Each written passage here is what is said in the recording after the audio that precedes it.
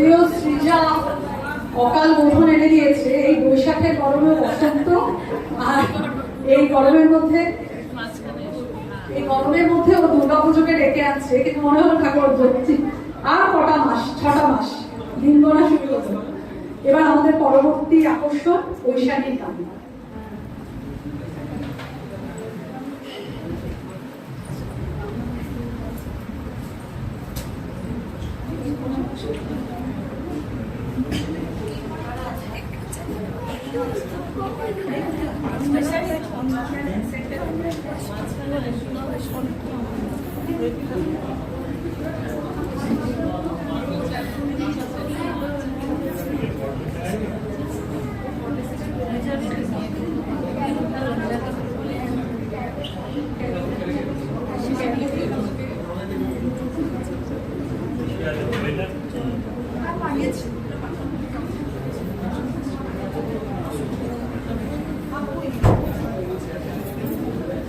এদিকে চলে আসো একটা করুন।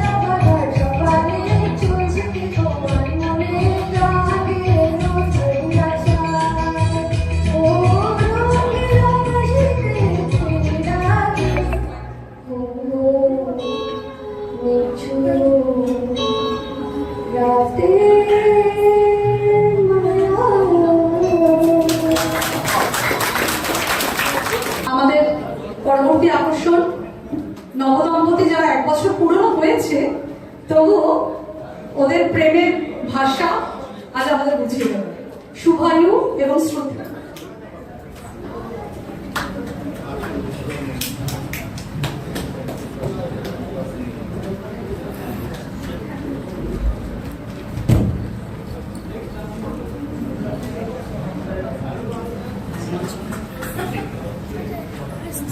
বস একটা এখন বস।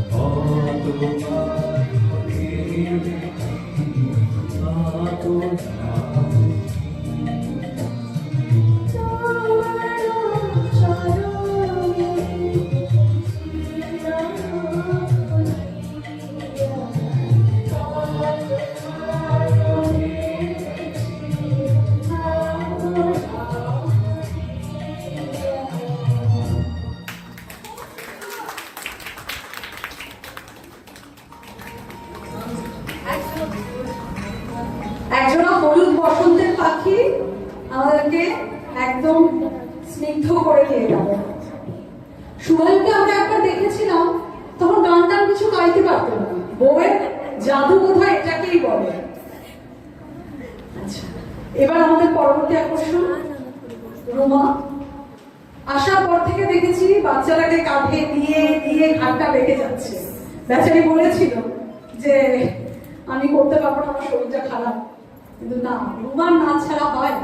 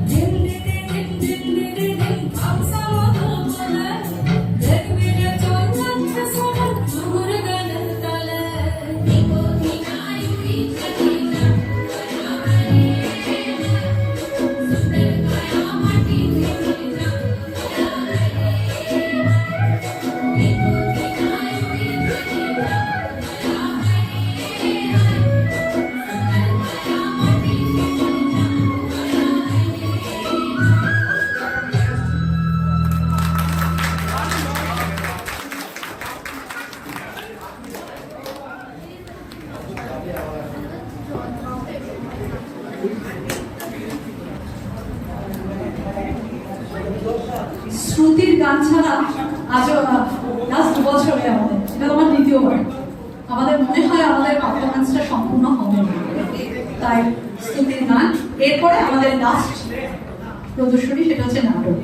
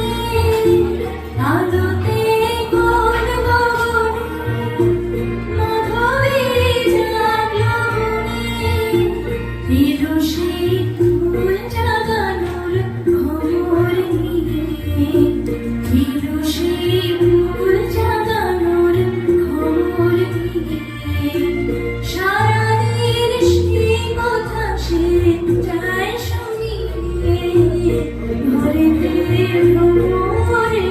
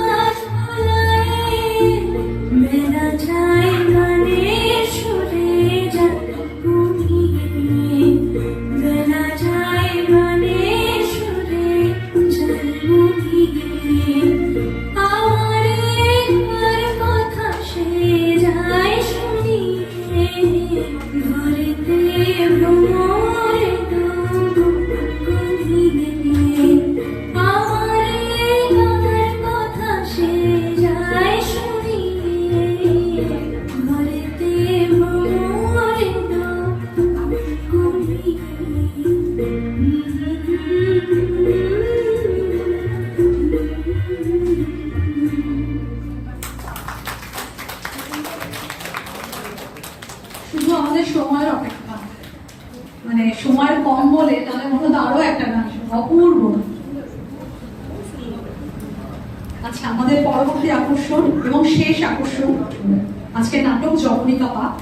তো আমাদের স্টেজটা সাজাতে হয়তো 2 মিনিট সময় লাগবে, আপনাদের যাতে বোর না করে নাটকের মাত্রাকে আরো বাড়িয়ে দেওয়ার জন্য আমি একটু দিলীপদাকে ডাকছি। দিলীপদা 1 মিনিট আবার 1 মিনিট বা 2 মিনিট যাই করবেন, আপনাদের বল লাগবে না, আমরা ততক্ষণে স্টেজটা সাজিয়ে দেবো।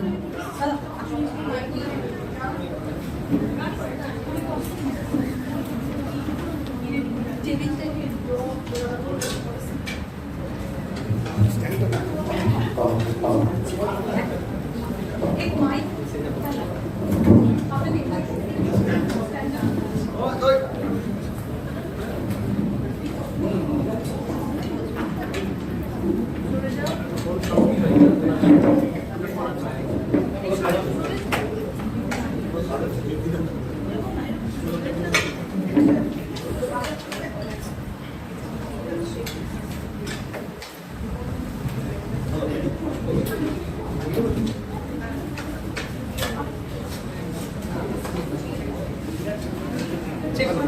Hello, check. Hello, hello, hello, hello, hello. নমস্কার, শুভ নববর্ষ।